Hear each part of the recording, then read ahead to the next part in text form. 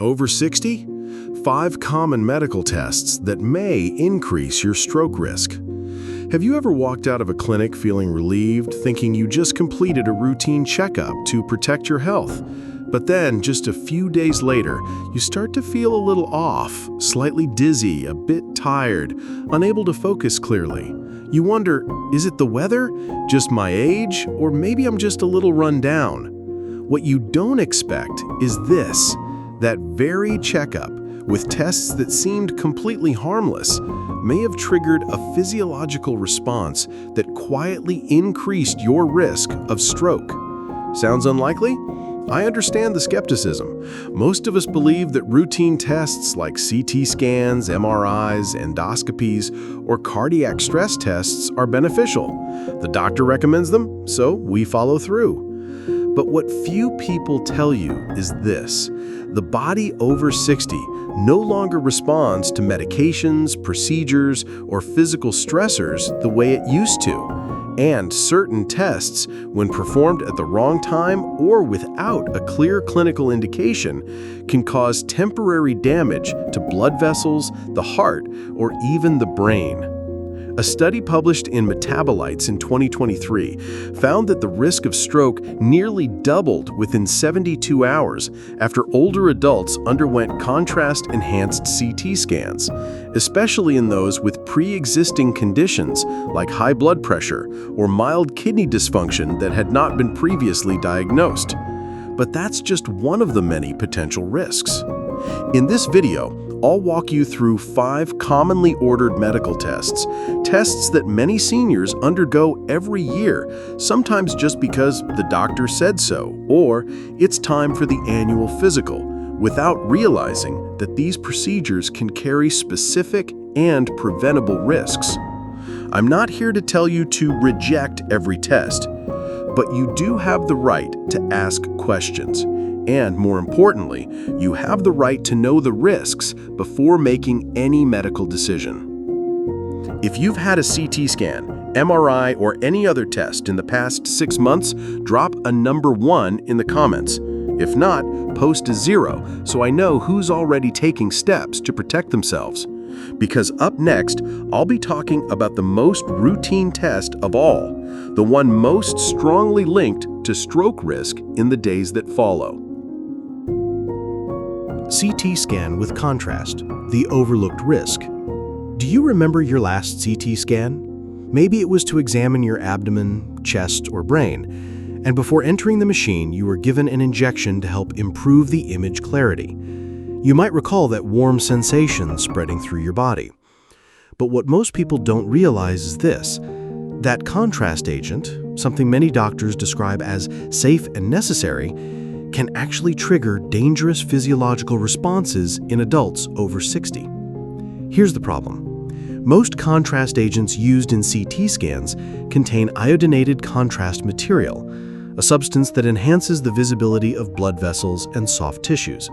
However, once injected into the bloodstream, it can stimulate the parasympathetic nervous system, disrupt blood pressure regulation, and increase strain on the heart and kidneys, especially if you already have high blood pressure, kidney disease, or are taking diuretics. Some individuals experience sudden drops in blood pressure. Others may have the opposite reaction: acute hypertension, vasoconstriction, and if the cerebral vessels are already fragile, this could be the tipping point that sets off a minor stroke.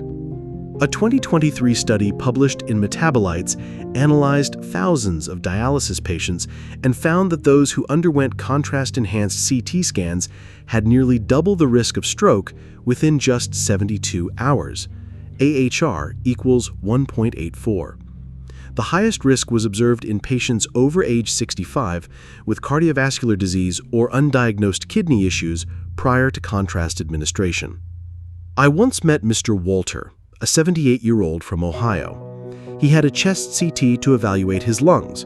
The scan came back normal. But just 2 days later, he experienced dizziness and balance issues. At the hospital, doctors confirmed he had suffered a minor stroke. The cause? A sudden and unusual spike in blood pressure shortly after the scan, something he had never experienced before.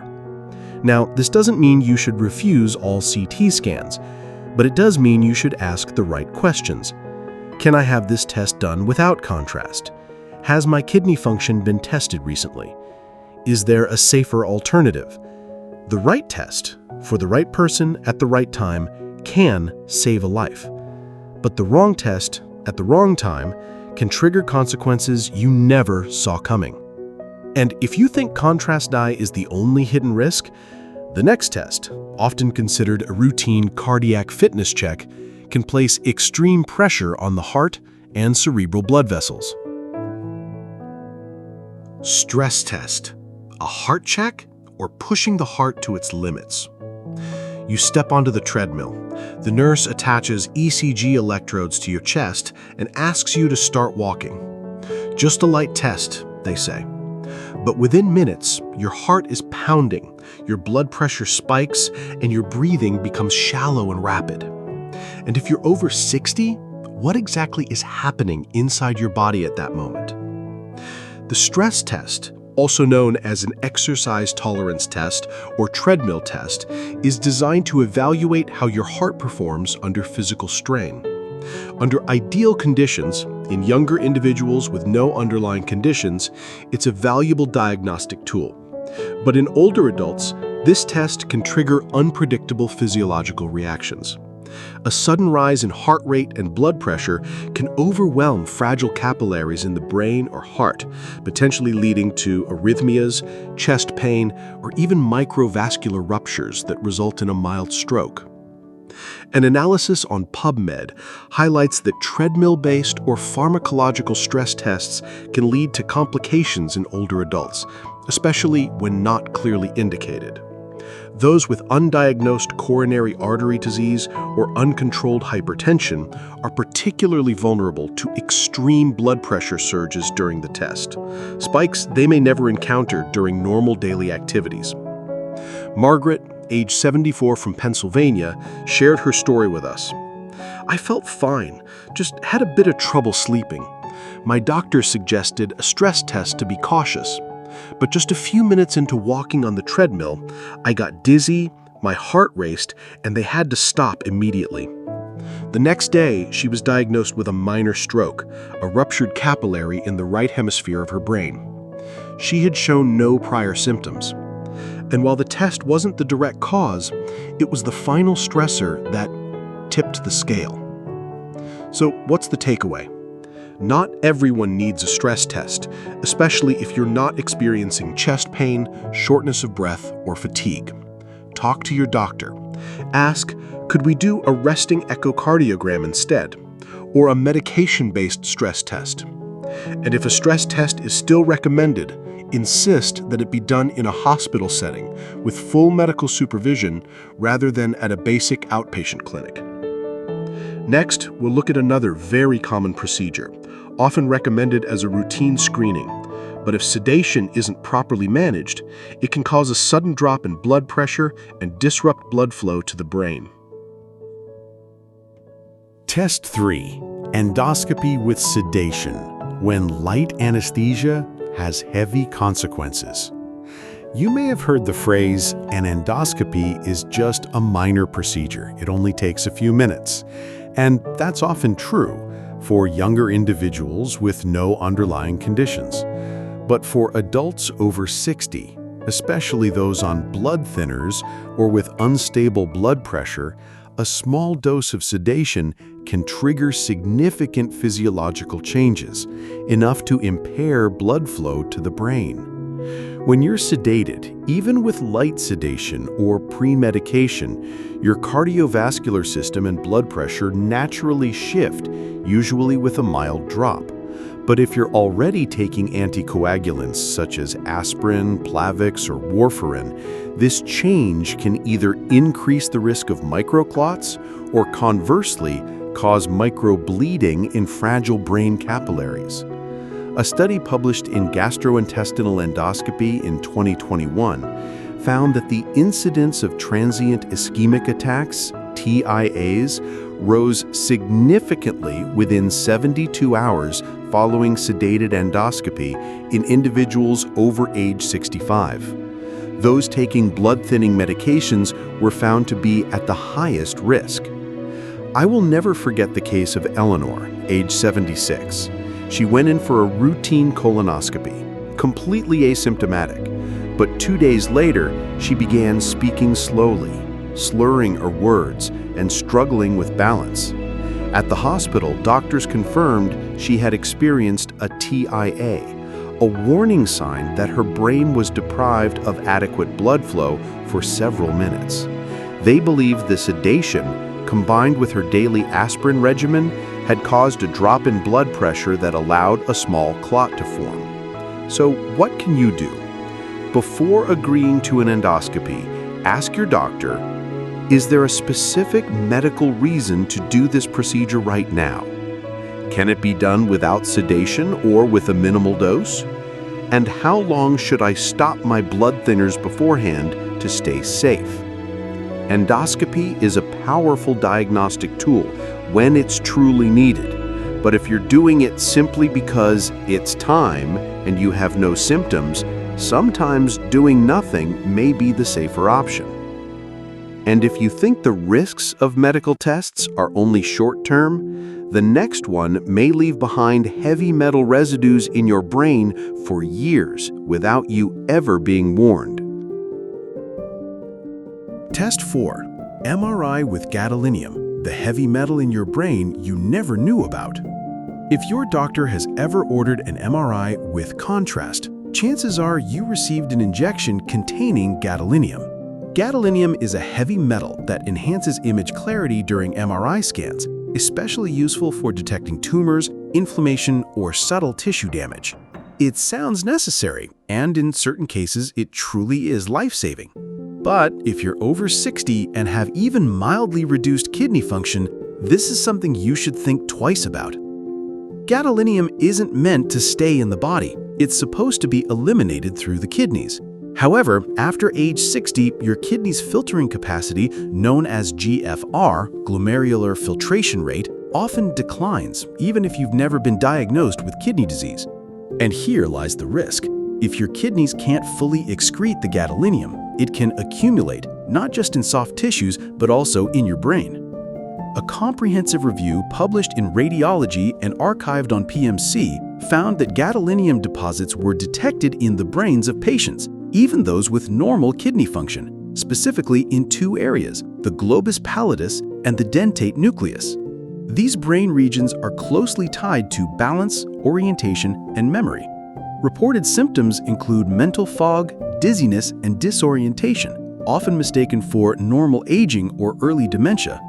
Take the case of Harold, age 79. After receiving a contrast-enhanced spinal MRI, he began to experience mild confusion, fatigue, and trouble concentrating, despite being mentally sharp beforehand.